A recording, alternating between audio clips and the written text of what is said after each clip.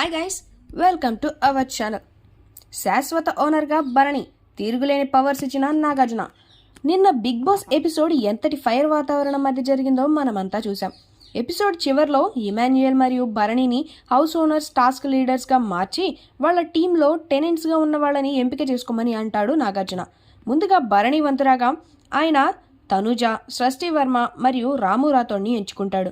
ఇక ఆ తర్వాత ఇమాన్యుయల్ వంతురాగా ఆయన ఫ్లోరా షైని, రీతు చౌదరి మరియు సుమన్ శెట్టిని ఎంచుకుంటాడు. అప్పుడు సంజన కాస్త హట్ అవుతుంది. మంచి నిర్ణయం అంటూ సెటైర్ టోన్లో అంటుంది.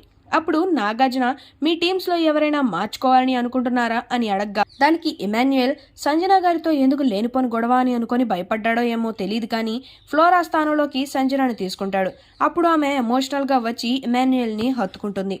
ఇదంతా పక్కన పెడితే ఈ రెండు టీమ్స్ మధ్య ఆదివారం ఎపిసోడ్స్లో నాగార్జున పలు టాస్కులు నిర్వహించడం, ఆ టాస్కులలో భరణి టీం గెలవడం, భరణి ఇంటికి శాశ్వతంగా ఓనర్ అవ్వడం వంటివి జరిగాయట. ఆయన హౌస్ ఓనర్ అయ్యాక నాగార్జున భరణికి తిరుగులేని కొన్ని పవర్స్ని ఇచ్చాడని తెలుస్తోంది.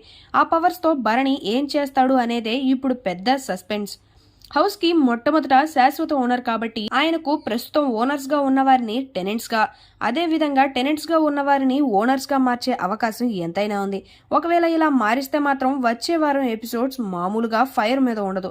కానీ భరణి స్మార్ట్గా ఆలోచించి ప్రస్తుతం ఓనర్స్గా ఉన్నటువంటి కామనర్స్కి ఎలాంటి సింపతి వర్క్ అవ్వకుండా ఉండేందుకు కేవలం ఒకరిద్దరిని మాత్రమే టెనెంట్స్గా మార్చే అవకాశం ఉండొచ్చు.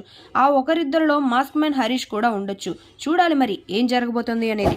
ఈ వీడియో మీకు నచ్చినట్లయితే లైక్ చేయండి, షేర్ చేయండి, సబ్స్క్రైబ్ చేయండి. Thanks for watching.